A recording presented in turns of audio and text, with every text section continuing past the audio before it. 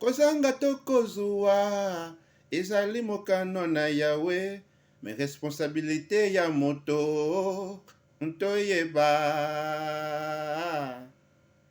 Ye Yawe apesa moto pouvoir asala oyo yalingi, kasi moto kobosana te. Ozali le créateur de ton destinée. Yawe apesa moto pouvoir asala oyo yalingi, kasi moto kobosana te. Ozali le créateur de ton destinée. Voilà mon frère, bonjour ma soeur, bonsoir, bon après-midi. Cela dépendra de l'heure que tu vas m'écouter. Tu vas écouter cette animation, tu vas écouter cette motivation, ces conseils. Je ne sais pas comment tu peux considérer cela. Je vais te faire encore cette reproche. Je viens te faire encore raisonner, afin que tu saches que tout ce que tu es en train de parcourir comme difficulté, souffrance, toutes ces menaces, ne jette pas ça souvent à Dieu, à ton Créateur. Nabengaka mingi Créateur, le grand tout, l'Éternel, le Dieu des armées. C'est lui qui a créé. Lui, il a créé, mais lui-même, il est incréé. Je l'appelle le Dieu incréé, le grand tout, la source de toutes choses. Donc, s'il te plaît, kolobate kokanisaka mingi te ke nyonso oyo yo ozali ko rencontrer na vie na yo. Pasi, minioko, kozanga, bolozi, maladi, kobwaka yango te tango nyonso epai na mokeli na yo, que c'est la faute de Dieu, c'est la volonté de Dieu, et ceci. Non. Non.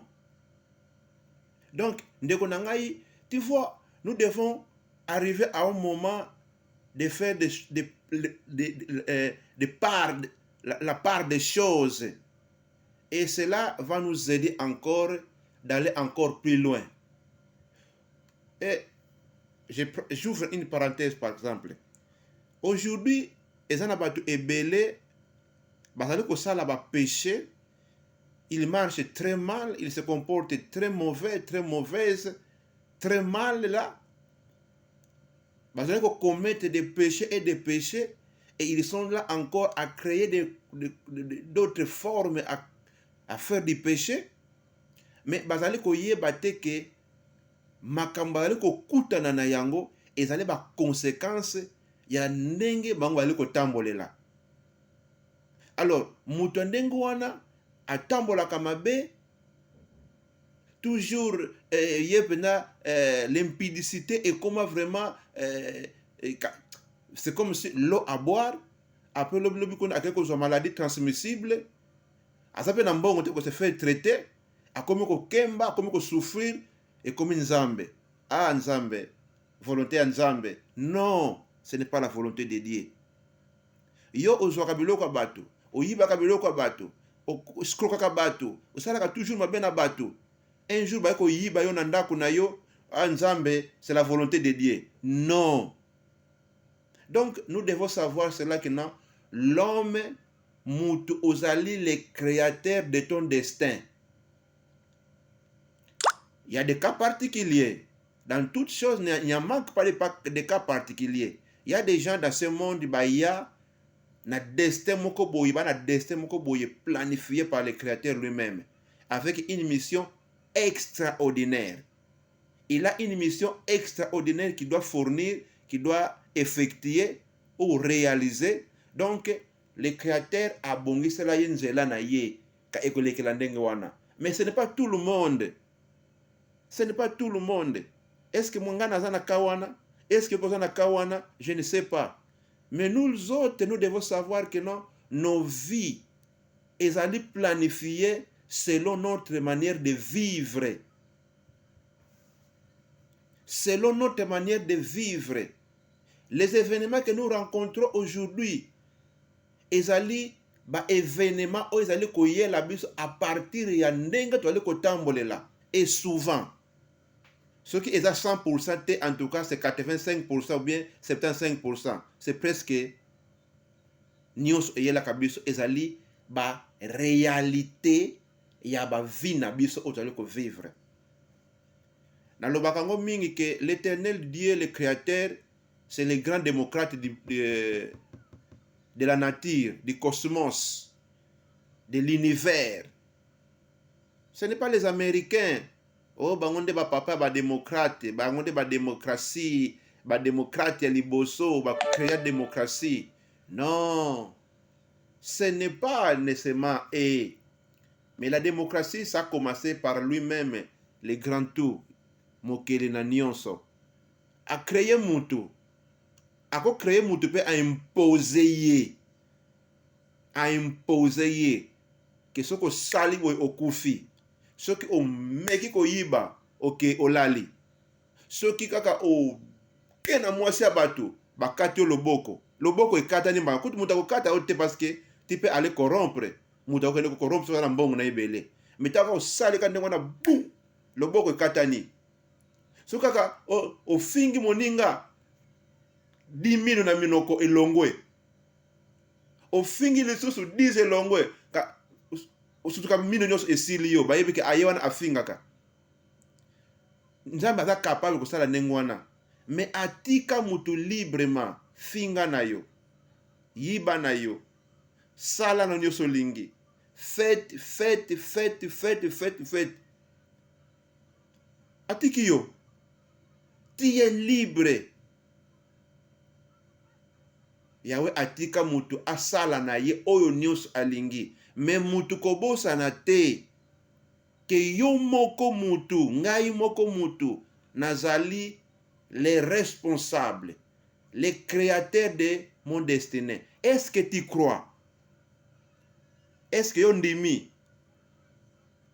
Mutu moko boye, il fait que du mal, et vinaye ebongi nango. Ebongi nango. Il est à l'aise, pepele kimia, aliko sunga batu. Jamais.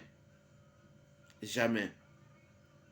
Bandeko, ndenge toyokaka, bénédiction eutaka ni na sidi na ouest na orient nous sa onde.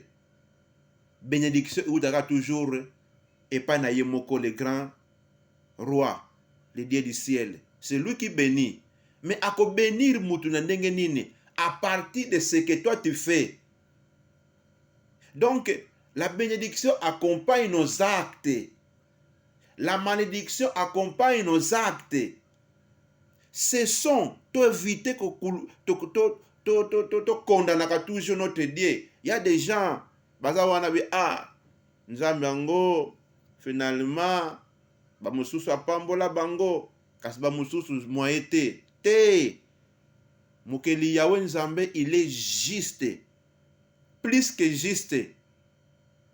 Azui bénédiction a sopi amona mokili. Mutu o azali courageux, mutu azali humble, mutu azali obéissant, akokenusu ayango, akotambola na yango, akotambola na yango. Mutu azali teti aux ordres de l'Éternel, aboyi na ye. Akozwa yango te. Donc Yahweh a créé mutu, atiki ye na nzela na ye atambola ye moko, asala oyo alingi. Mais avant bana kotambola atalise volonté na ye, Moi ton Dieu, je souhaite que tu marches comme ça. Je souhaite que tu fouilles les péchés, tu marches dans la lumière et non dans les ténèbres. Apesio normalement position na ye. C'est que quitte à vous, tant que bande ko tambola, qu'est-ce que tu dois faire? Est-ce que tu vas faire la volonté de ton créateur ou tu vas aller à la rencontre de ton créateur? Mais tobo sanate de konangai, ngai na yo nous sommes des créateurs de notre destin. Créateur na sens nini? Ngai na ko façonner destin na nga. Yo pe oko façonner destin na yo. Ce qui va t'arriver, oyo koyela yo, oyo koyela ngai, ezali ba effort oyo ngai nali kosala, na yo zali kosala. Mais souvent, à partir na ndenge tali ko se comporter vis-à-vis devant notre créateur. Chaque action mutasalaka ezali na conséquence, soit ememaka bénédiction, soit ememaka malédiction. Et aucune action ezalaka oubli devant le créateur. Tout est visible. Nyonso emonanaka, eyebani, ebombamaka. L'univers abombaka action moko mutu na mutu asalaka. Et na chaque action wana, et c'est là qui fait oyo koyela yo, oyo kozo kutana na yango, oyo zo pasola na yango. Bolamu ebundelaka mutu. Le bien nous défend. Mabe oto salaka e kondanaka biso. Ezali mabe nde kondanaka biso. Tango mosusu yango bate ba kondane yo, mabe na yo nde e kondanaka. E kondane yo. Bandeko, il fit na banque moko, il y avait un jeune là. Jeune moko boye, azwaki chance na ye. À côté na banque. Akomi kosala na banque wana pupu te mazaki mayele pe abandi komata ba echelon, abandi komata ba grade pupu. Akomi na niveau moko boye, ake kokutana na même département na vie moko boye. Vie wana pe amona yeke non peto ndenga zo yela na ba étape wa briller déjà peto na lingite un jour a commandenga. Alors peto na ko simsa ye touche. Vie wana amati plan na ye, abendi grand kibakuni ya lar na kati ya bank. Abendi yango abimisa yango na suku vert ya kombo ya jeune wana pona apota ye ber. Alors, avant ba action na bano salama, déjà jeune wana ayibaka déjà libanda. Akoma déjà na femme moko boye abimaka na ye, mais na kobombama. Mais toujours ti abimaka na mwasi wana abangaka toujours ke mwasi na ye andako ayeba te. Alinga kutu te ke batu bayeba ke ye aza na makambo wana. Parce que ye moko akondanaka yango ke ezali mabe. Alors abatamaka. Eti asalaka makambo wana vraiment na bobangi nyonso et puis na se ba regret nyonso mais si akoya na mabe wana. Alors tango bazo planifier le penda eloko moko ya mabe na kati ya mosala, eloko wana pe esimbi. Likambo wana ebeti mbonda. Problème mbongo ebungi. Babandi ko vérifier puku ba vérifier bake ko tomber que na mutu abimisaki mbongo ezali jeune wana. Alors makambo ekei na tribunal. Papa, je suis innocent. Na yebi eloko moko te bandeko. Non, eza yo. Vraiment azuba avocat bazolandela makambo pupu. Akomaki preuve vraiment etikala kaka mokeba condamné ye. Akende pona bambula ebele na prison. Mutu eko sutu kalobi pona nini makambo oyeli ngai. Vraiment nazwi mbongo te. Comment likambo efoyela ngai? Akoloba non, je pense que parce que nazali ko sala makambo moko boye ezali malamu te. Soki nga moko nazali ko condamner ba action nazali ko sala. Na lingu te mwasi nanga ayeba. Mwasi kutu ayeba te. Bongo siko nzambe. Ces choses peuvent créer. Yawe limbisa ngai. Asali tout a kati relation wana. Vraiment asali repentance. Amizongisi kati na ye, abandi kosambela, abandi kosenga Yawe ayokele mawa, alimbisa ye. Jamais qu'il tournera encore de faire ce qu'il avait fait. Nakolela wana, Tango Yahweh amonaki motema na ye ya solo, akati relation wana et a comprendre que erreur na ye, erreur ezalaki kuna, mbala moko batu ba inspecteur ba ye, ba vérifier, bake kotimbela ke mbongo wana ebimaki na kombo ya jeune wana ezalaki ye te abimisaki, mais mutu kinganda abimisaki. Bake ko découvrir mutu abimisaki mbongo wana. Etikalaki mukie ba condamner ye. Voilà ce qui nous arrive parfois. Il y a beaucoup des actes que nous commettons sur la terre. Et yango yaleko provoquer makambo oyo to aliko kutana na yango. Tango lelo mutu akeko suka na prison. Mutu lelo akote na suki na prison ba condamné 5 ans, 20 ans, 15 ans de prison. Tu diras parfois kuna que non, nzambe alingite, alingaka ngai te, nde atinde ngana na prison. Non, ce n'est pas Dieu qui t'a envoyé en prison, mais ce sont tes actes qui ont contribué que tu sois prisonnier, qu'on te condamne. Qu'on te condamne. Yo lelo soko zangi libala. Okoloba ke non, nzambe alingi te ke ngana bala. Détrompe-toi. Mais nzambe alingi batu na mokili ba se multiplier. Et qu'on se multiplier comment? C'est moi c'est mobali fa bala. C'est pour dire que moi si nyonso azana mobali na ye. Mobali nyonso azana moi si na ye. Mais yo subitement on se retrouver sans mobali. Obana ko boaka responsabilité na nzambe, eza nzambe te. Eza biloko mibale. Soit ezali yo moko, soit ezali entourage na yo. Entourage na yo, bangonde bakomi ko telemela yo parce que mutu na mokili musala na kaka ko niokola muninga na ye mutu. Fais du sérieux maman. Fais du sérieux dans ta vie. Atako batu bakangelo baguti, mais sérieux na yo ekokangola yo. Sérieux na yo ekokangola yo. Les bonnes œuvres nenga na lobaki ete ke les bonnes œuvres et défendaka biso, ça nous défend. Mais ba mauvais banani ba œuvre ya mabe, misala ya mabe, yango nde ekondanaka biso. Ekondanaka biso.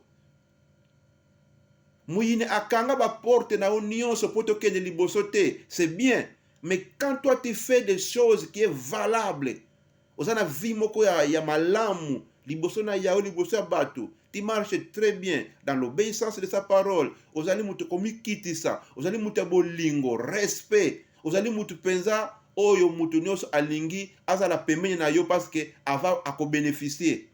Et lo comment mutu ya ata bato nyonso bakangi ba porte po na yo oko s'en sortir te, lukuta bolamu na yo eko fongola ba porte wana. Tu peux souffrir, oui, tu peux souffrir. 2 jours, 3 jours, 1 année, 2 ans, 5 ans. Mais si bitima na yo moko na bato wana bako sutuka ici obimi okomi ko sepela. Donc détrompons-nous, tokosa mate. Que ce que nous en dirons, nyonso zali mokano na Yahweh, zali volonté na Yahweh. Mais si Dieu, comment Dieu, hein? Tout le monde a nzambe lokola mutu te, tout le monde a lokola ba soki be banani te, que non a créé batu na ye, alobi monsieur Joël zala bien, poser na vie na yo. Mais monsieur Fumuntoto yo niyo kwa maka vie na yo, jamais de la vie. Jamais, jamais, jamais. Dieu n'est pas injuste. Il est juste. Mais Dieu a juste koyo a sopi bolamu kati na biso nyonso. Nani akozwa yango? Eza yo na ngai. Etamboli na yo, etamboli na nga. Donc, à partir d'aujourd'hui, yeba eloko oyo. Oyo tozali kosala na kuku. Onu toli ko sala na kitetites, na kiyanke. Onu toli ko sala pona ko lakisa batu ke no, ezanga, na ko lakisa ye, na ko prouve ye. Yangonde ezali ko zongi la biso, ba makambo ya passe na ba vie na biso. Et so to kebite ba conséquence wana, ekolanda bana na biso, ekolanda ba koko na biso. soki bakoko yango mpe bana yango mpe basambeli nzambe te, bakokangama kaka na basinga wana ekokende ekokoma molai. Donc ne soyez pas le porte-malheur de tes descendants.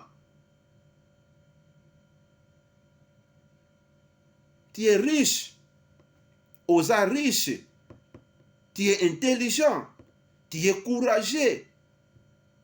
Pourquoi pas kaka bamisusu bazala intelligent, courageux, riche, bana ba possibilité, pas toi. Ozali mwana mwasi, tu dois se marier, il faut obota. Pourquoi kaka bamisusu babota babala yo te? Dieu n'était pas envoyé pour que la kabati maboko abali na ye abali na ye yo bala kaka te. Jamais. Yo pe o sengeli obala pour obota otika ba descendre kati na mokili, parce que c'est la formule de multiplication. Il y a peuple de Dieu sur la terre. Mettant musus ezali yo, to ezali entourage na yo. Pour ton entourage, on va konyokola yo. Je ne dis aucun mot. Moi, ce que je fais, oublie. Okoye babango. Okoye bakezandengwana. Oublie-les. Fais ce qui est bien. Sala bolamu. Bolamu eko défendre yo. Ko sala bolamu te pona pona ko sepelisa fumuntoto. Pona ko sepelisa tata moko boye, mama moko boye te. Sala bolamu pote bolamu ebundela yo. Voilà eloko oyo na sepelaki to partager na bino na mukolo mwa lelo. Ma sœur, tu es la créateur, la créatrice de ton destin. Ngai naza créateur ya destin nanga. Maman, papa, bozali ba créateur ya ba destin na bino. Le destin de l'homme peut changer même etikali 3 jours akufa. Etikali 1 jour. Na 1 jour wana likamunene eyeli ya kitoko ya bien ake na ye ekombo wana etikali, il a reçu la vie. Donc ne dis pas que non, ah nga esili. Non. Tant qu'il y a encore en vie, il y a encore l'espoir. Mawa na ye ngolu na ye nanu esili te. Donc ngai na yo tozwa ba décision ya bien. Tome kotala wap tobebisela destin na biso. Il y a encore moyen de réparer yango. Quand il n'est pas encore mort, il y a encore possibilité de réparer votre destin. Il y a encore moyen. Mais ceux qui moutent déjà, bazo zindisa ye na mabele, pour bazo ngisa mabele, fini terminé. Mais njoka nenga na yo to ala ko respirer. Il y a encore moyen de réparer. Essayez un peu de penser. Nini oye bebisa vie na yo. Kanisa nanu mon frère, ma sœur. Aujourd'hui c'est une grâce. Aujourd'hui, c'est une grâce. Hier, c'était passé. Collaboration sur ma lobby. Oui, tu en dirais. Au monde qui passe belé lobby. On y a comme qui mingi, batuba n'y a c'est bien. Oubliez cela. Aujourd'hui, c'est une grâce. Kanisa sikoyo. Nini ezon linga ko bebi sa destin na yo. Kanisa. Prenez des décisions. C'est aujourd'hui. Ce qu'on lingi pona lobby ezala malamu. Bongisa ngo lelo. Bongisa yango lelo, prends décision oya malamu lelo yango ko sunga yo lobby oyela ezalaki lobby kuna na sima eyela osuti lobby liboso eya susu te. Donc lelo ko lekisa ngo tango ele kaka nengwana te kokosema mingi te loyenge mingi te fanda. C'est pour cela il faut moko ça na ba taille ba concentration fana nie silence. Le silence esungaka. Oyebi nani papillon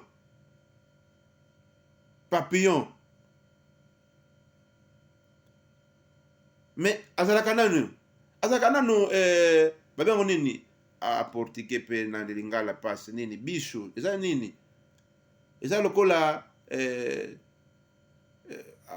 mbinjo. Voilà, mbinjo. Papillon il commence à être azalaki na mbinjo, un insecte comme ça nuisible, mais à se retirer quelque part, à bomba mi pour na temps ebele. Obitango abimaki mbala moko apumbwe akomi papillon.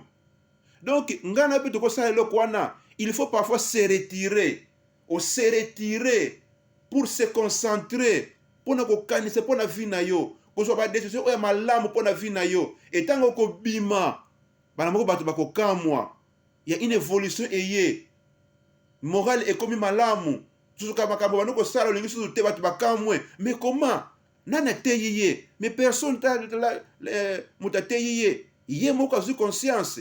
Soyez comme les papillons, il faut parfois se retirer pour se concerter kozwa ba décision ya malamu. Voilà, merci beaucoup. Aujourd'hui ezali grâce au tozana yango zwa décision pour na destin na yo ya lobby. Et le destin ya lobby etali ya wenzambe te parce que il a tout donné. Asi apesa biso nyonso oyebi nga na yebi. Donc Yahweh Nzambe asunga Adonai akanisela biso. Merci beaucoup. Tosukisi na biso awa ndeko na ngai soki sepelisi yo aimez, commentez, kabolango na bandeko mosusu pe sunga bango po ete biso nyonso ba destin na biso ya lobi ezala kitoka. Merci beaucoup. C'était votre bien-aimé Fumuntoto Lucas le chercheur. Je suis motivateur chercheur. Merci beaucoup. Soutenez-nous toujours. Na nyos ubokosa nango ezali musana Yahweh. À suivre prochainement. Ciao!